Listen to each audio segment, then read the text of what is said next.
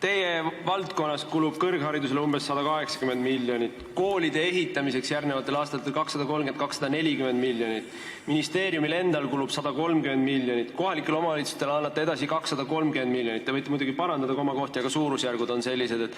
Ja siis te räägite meile, kuidas õpetajate palgad on võimalik tõsta ainult sellisel juhul, kui erakoole hakatakse peedistama. Kui erakoolide raha ära võtta, siis need lapsed lähevad ju kuhugi teise kooli, riik maksumaksja peab selle raha ikkagi maksma, nii et räägime tegelikult, mis on see põhjus. Põhjus on selles, et ministeerium soovib rahavood hoida enda käes ja soovib ideoloogilise kontrolli selle sisu üle, mida õpetatakse, kuidas õpetada, hoida enda käes, mitte anda lapsevanemate või eraalgatuse kätte. Et me ei räägi aastasse 2010 tagasi minemisest, me räägime aastasse 1085 tagasi minemisest, 1985 tagasi minemisest. Et kas te saate aru, et meile paistab teie motivatsioon selline? Aitäh!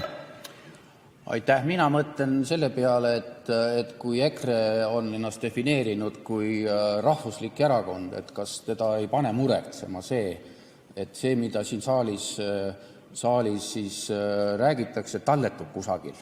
Talletub tekstides, kirjutatud tekstides, talletub üldises poliitilises kultuuris ja see ei ilusta Eesti riiki. Ma proovisin seda koridoris teile öelda, mille peale ma sain vastuseks ropusõimu. Et ei ole vaja Eesti riiki mõnitada, ei ole vaja siin saalis rääkida rumalusi.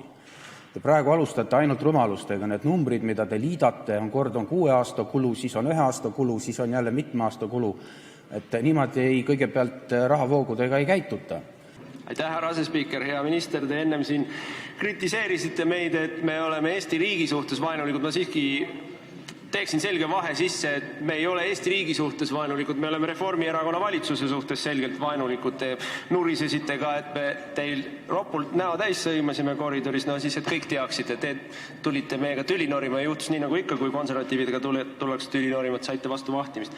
Aga ma enne mainisite, et kohalik omavalitsus teie jaoks on huvigrupp ja kõikidest neist rahadest rääkides mulle jääb, ja kogu sellest eelnevast, mis ma rääkisin, mulle jääb väga selgelt selline mulje, et teil on hoiak, et l'état c'est toi, et teie oletegi riik.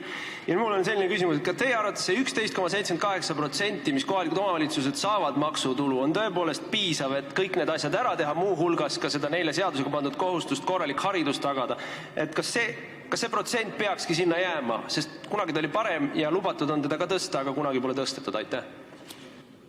Alustame siis algusest peale, et tulin teie juurde koridoris, patsutasin sõbralikult õlale, ütlesin, et ärge nii koledasti seda Eesti riiki sõimake, sest et kõik see, mis te siin rääkisite, Eesti parlamenti ka, et kummitemplist ja mis iganes, see oli nii ebaadekvaatne ja üle võlli, et ma panin selle siiski vähese poliitilise kogemuse ja kultuuri arvele, et kus ma olen läbi aegade saanud turris parlamendisaadikutega jutule, aga teie saatsite lineaarselt mind ühesse keha osasse.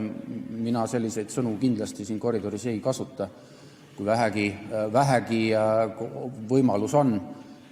Teie seda tegite ja vastu vahtimist saamisest, et proovime siis seda ka, kui teinekord, et kui te nii kõva lubaja olete, et ma seda ka ei karda, aga ma arvan, et see ei ole parlamendi funktsioon üksteisele vastu vahtimist anda. Härra minister, klaarime siis edasi avalikult. See sõbralik õlale patsutus koridoris oli süüdistusega, et me oleme Vene agendid. Aitäh! Ja see, kuhu me teist saatsime, me lihtsalt konstateerisime, kuhu te olete riigi viinud. Teie persooni ei saatnud keegi kuskile, nii et oleme ikkagi täpsed. Aga küsimus on järgmine. Te räägite siin sellest, et mitte betoon ei ole oluline, vaid hariduse sisu on oluline. Me räägime siin siiski sellest, et üle 200 miljoni on planeeritud betooni ja mõned miljonid palgatõusu. Kas te ei näe siin vastuolu? Aitäh! Ma hakkan teid juba kahtlustama, sest et ainult spioon saab olla nii paranoiline. Mina ei öelnud kordagi sõnaühendit Vene spioon, aga ilmselt teil midagi hingel on, vähemalt on teid varem selles süüdistatud. Mina ei ole mitte kunagi. Aga siin ma möönan jah, et te väidate, et Eesti riik on selles sammuses, et vist oli niimoodi, et meie oleme Eesti riigi sinna keeranud ja see võib olla küll õiglane faktitäpsustus, aga ma arvan, et Eesti riik ei ole seal, kus te ütlete. Et Eesti riik on, mina olen küll selle riigi üle pigem uhke aga mitte upsakas. Et kindlasti püüame seda paremaks teha, antud juhul ka. Kas teil küsimus ka oli või tahtsite lihtsalt neid anatoomilisi detaile arutada?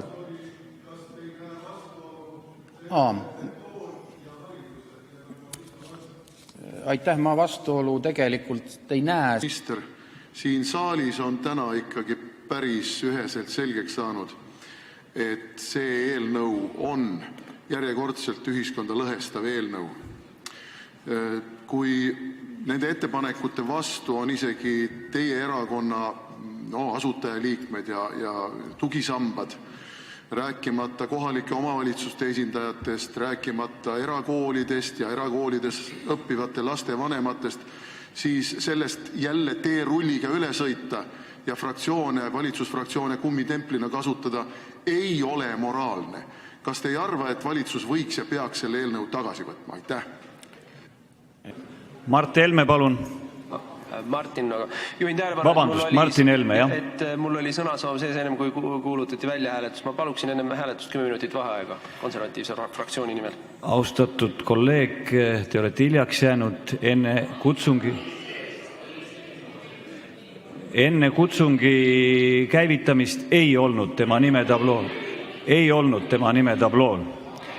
Me läheme hääletuse juurde, ei olnud. Ei olnud. Oli. Ei olnud. Nii. Head kolleegid, rahu.